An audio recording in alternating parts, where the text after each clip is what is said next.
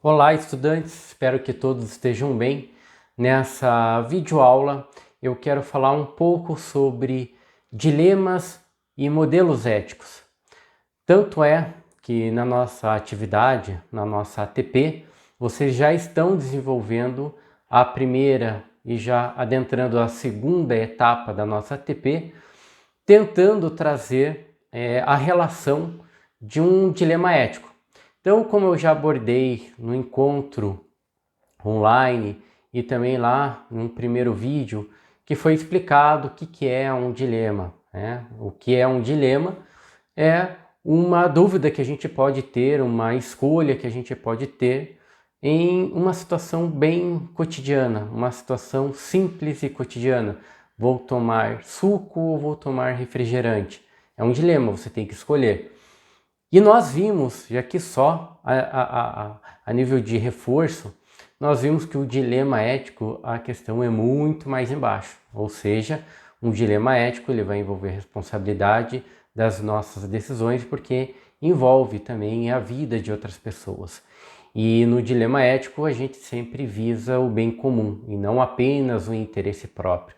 Então não vou ter a atitude, vou ter uma tomada de decisão apenas e somente porque faz bem para mim, mas eu tenho que pensar em quais as consequências futuras. E aí que está a complexidade de um dilema ético. Então não basta apenas eu pensar 1 mais 1 igual a 2. Então você vai ter que fazer todo um cálculo muito mais detalhado para se chegar aí sim a uma decisão final e se de fato você vai tomar essa decisão final ou não, porque primeiro essa decisão ela começa aqui, na nossa mente, aí que nós chamamos também de reflexão ética. Então quando nós estamos refletindo sobre a tomada de decisão diante de uma situação X ou Y, ou para tomar uma escolha X, Y, Z e tantas outras possibilidades ainda a nível de reflexão, para de fato tomar a atitude aí no mundo real. Então primeiro nós levamos para a reflexão e depois trazemos para a atitude. E se a gente vai tomar aquela decisão, aquela atitude, aquilo que eu falei, é muito mais embaixo, são outros 500, como diz no ditado popular. Então vejam que essa questão acho que já resolvemos, inclusive com as videoaulas do professor autor, temos até um podcast entre o professor autor e um outro professor tutor aqui da casa, o professor, o camarada Juliano. Então vocês já devem saber com alguns detalhes o que seria o equivalente a um dilema e o que seria o equivalente a um dilema ético. E aqui eu trouxe já uma palavra-chave para vocês pensarem, ali na organização desse caso, dessa situação real ou fictícia, como eu falei para vocês, da primeira e segunda etapa da ATP, que é buscar exatamente um acontecimento, uma situação que possa ser encaixada como um dilema ético. E foi pedido, foi indicado que vocês buscassem essa relação com o meio que vocês já atuam, seja ele profissional ou acadêmico, mas o dia a dia de vocês, a experiência do dia a dia de vocês. Com isso, a palavra-chave que eu quero trazer aqui é a complexidade. Quando nós nos deparamos com um dilema ético, nós automaticamente já entendemos que se trata de uma situação complexa. E por que uma situação complexa? Porque vai exigir um nível de reflexão muito profundo. E esse nível não é uma reflexão que a gente possa tomar assim no calor da emoção. Senão a gente já pensaria, será que é uma reflexão então? A reflexão ela não é algo mais aprofundada, não é o pensar com mais detalhes? Essa é a complexidade, isso é a complexidade. É quando você se depara com uma situação e essa situação, se assim você estiver nos princípios de uma reflexão ética, que vai exigir um pensamento muito detalhado, muito primoroso, muito profundo, antes de tomar essa decisão. Então você não vai tomar uma decisão no calor da emoção ou porque simplesmente achou que seria melhor para você. No dilema ético, a complexidade entra exatamente quando você tenta buscar uma reflexão que seja vinculada ao bem comum, que seja bom para mim, para você e para todos os outros, que não seja prejudicial. Embora em algumas situações a própria pessoa envolvida de forma direta ou indiretamente, ela possa ser prejudicada, mas pensando no bem comum era o mais ético a ser feito. Por exemplo, eu já dei essa situação no encontro online, que a gravação já está disponível para vocês, que, por exemplo, você no seu cargo, no seu emprego, descobriu que um colega seu de profissão estava desviando verba, então vamos aqui pegar uma analogia, ele fazia viagens representando a empresa e nessas viagens ele tinha que fazer todo um levantamento de caixa para ser repassado esse dinheiro para outra empresa e aí você descobriu que um grande percentual ali desse dinheiro ele repassava para uma conta terceira, mas que era dele, e o resto de fato ele passava. E você descobriu isso fazendo uma transição, acompanhando ali o fluxo, nas planilhas, teve acesso e acabou descobrindo. Esse é um dilema ético, é o seu amigo, é um amigo de infância, ele que te indicou, ele que fez o seu currículo verbal falando para o superior, para o diretor, e assim você foi contratado e agora você descobre essa situação, qual que é a atitude mais correta, o que eu faço?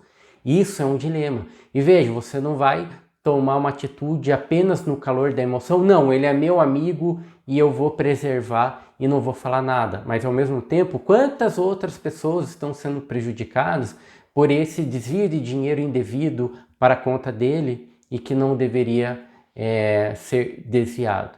Então vejam, a partir do momento que você começa e vocês começam a fazer essa reflexão, é de fato uma reflexão ética diante do próprio dilema que você percebe que é um dilema ético. Eu não vou tomar atitude apenas no calor da emoção, que é meu amigo, que é parente, enfim, mas você tenta analisar o todo.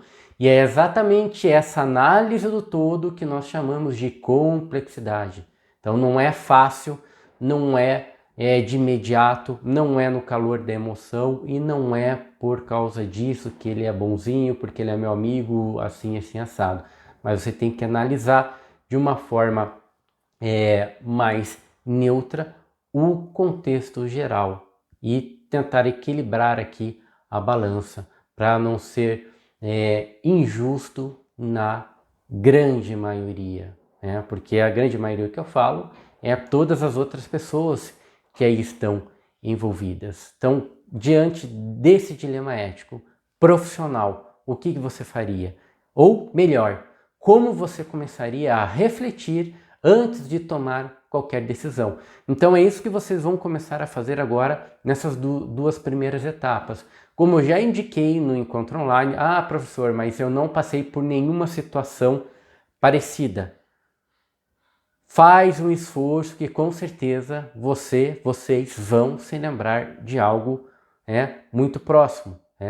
Ou, como eu falei, vocês também podem usar um caso fictício. Vocês podem usar a imaginação e criatividade de vocês dentro desse repertório aqui já de indicações, criar uma situação fictícia, E aí usar ali o pensamento e a reflexão ética de qual seria a tomada de decisão no caso também fictício, tá bom? Outro detalhe que faz parte dessa videoaula também. Eu falei que gostaria de comentar sobre modelos éticos. Então vocês estão vendo, principalmente na base primária, que a gente está usando aqui um livro, ainda nessa semana, que é do Thoreau. Então vai discutir os princípios morais. Eu acredito que vocês já tenham entendido um pouco o que é moral, o que é imoral, o que é amoral, só fazendo um resgate dentro de um grupo, de uma sociedade onde vive várias e várias pessoas com as suas opções, os seus gostos pessoais, enfim, toda a diversidade humana, pluralidade humana, nós vamos perceber que para nós termos um certo equilíbrio e conseguir viver em sociedade, nós precisamos seguir regras, ok? A própria Constituição Federal. Então, ser uma pessoa que age de forma moral, dentro dos princípios morais, é aquela pessoa que tem consciência, tem conhecimento dessas regras e segue essas regras. Então, nós vamos encontrar regras e regras. A própria regra mor, que é a nossa Constituição Federal, que a gente tem que seguir, como outras regras, outros vínculos de regras que a gente vai encontrar. Seja aqui dentro da PUC Paraná, não tem o manual do aluno, o guia do estudante, vocês têm que seguir essas regras.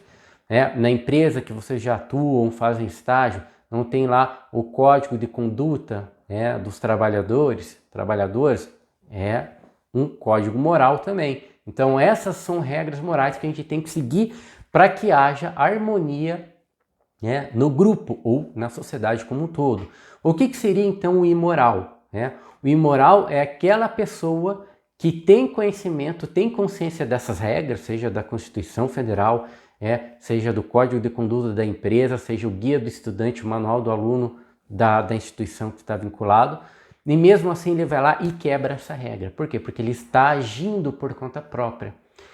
Apenas por interesse próprio. Ele não está pensando no coletivo, ele não está pensando no bem comum, ele não está refletindo de uma forma ética, pensando o equilíbrio do todo, mas ele age apenas pelos seus próprios interesses e às vezes agir pelo seu próprio e único exclusivo interesse, desculpem a ênfase, mas é para que fique bem claro, ele pode estar colocando em desequilíbrio a própria sociedade, o próprio grupo, e isso pode retornar a ele mesmo, porque se eu causo esse desequilíbrio porque eu tive uma atitude egoísta, pensando apenas em mim, prejudiquei outros, a gente não conhece o ditado do eterno retorno, isso pode voltar contra a própria pessoa.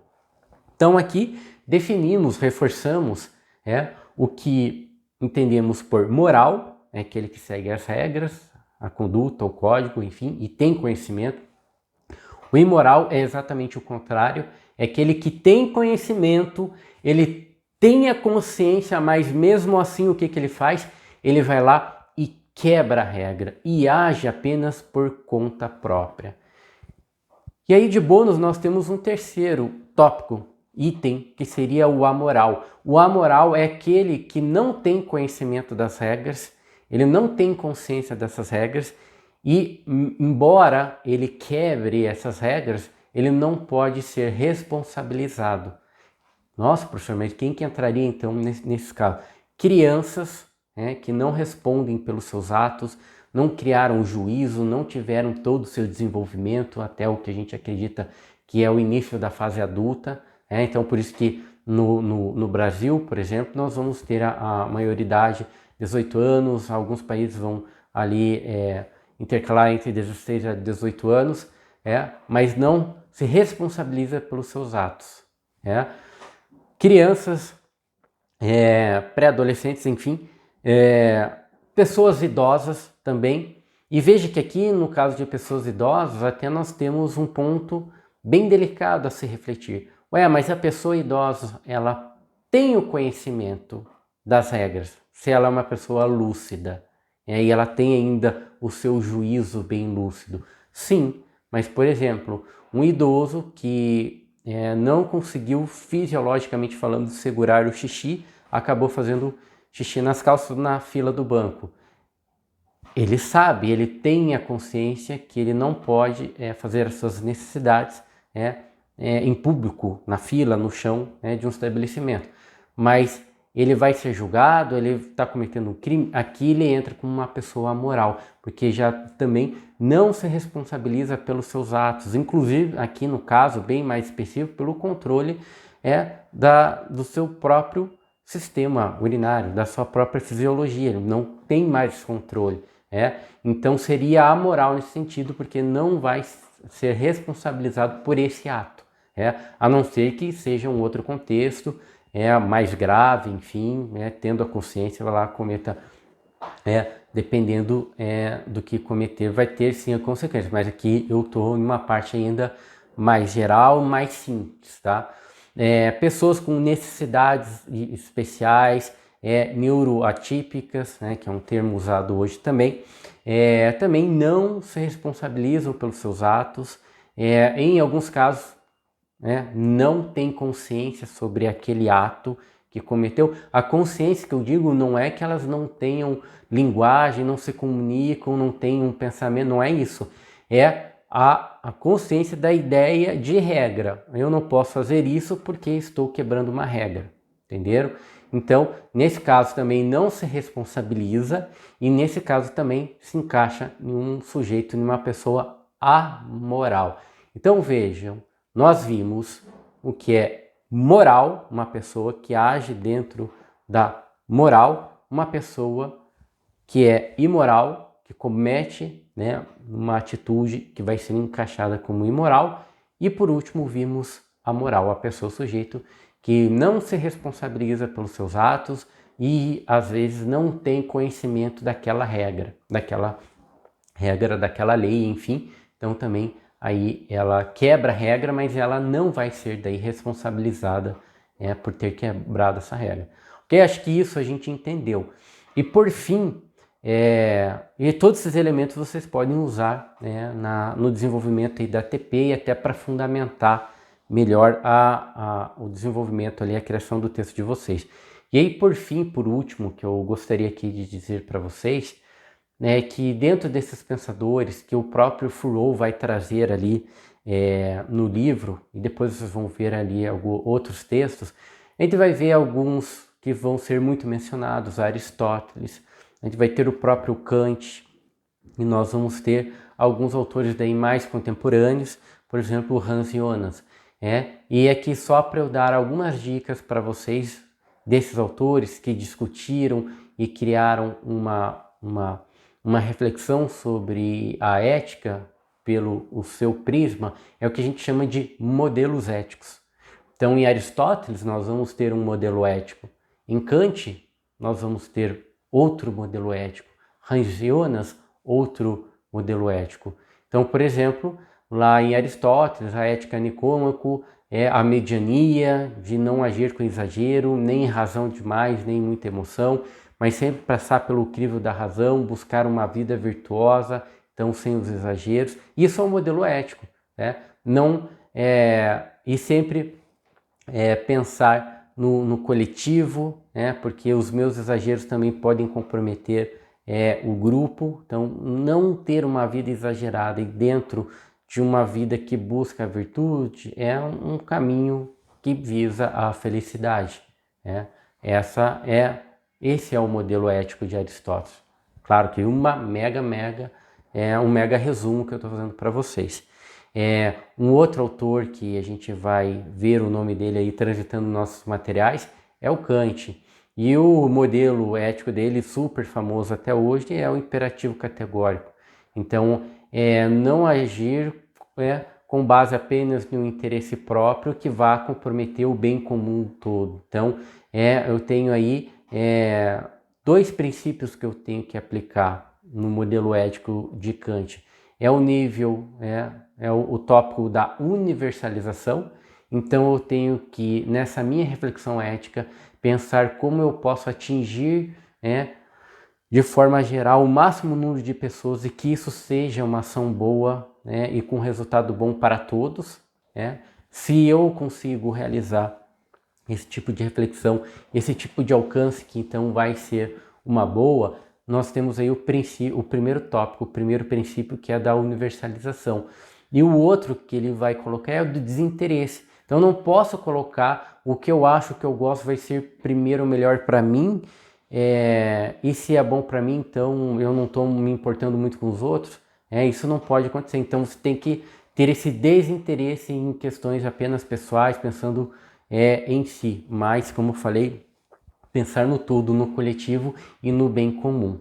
E no Hans Jonas, o modelo do Hans Jonas, a gente vai ter exatamente Um modelo que ele dá um passo além desses outros dois que eu acabei citando, né? O que vai além é exatamente de pensar, por exemplo, como a minha atitude pode impactar de forma positiva e que todos, né, tenham ali um ganho com isso, um ganho não de perder ou ganhar, mas no sentido de que vá fazer bem para todos e todas, pensando o coletivo, né? Mas que essa ideia de coletivo aqui seja de ecossistema, ou seja, todas as vidas, e não apenas a vida humana, como alguns outros modelos vão frisar. Então, como que as minhas atitudes podem ser mais responsáveis, mantendo o equilíbrio não apenas da vida humana, mas da vida dos outros animais,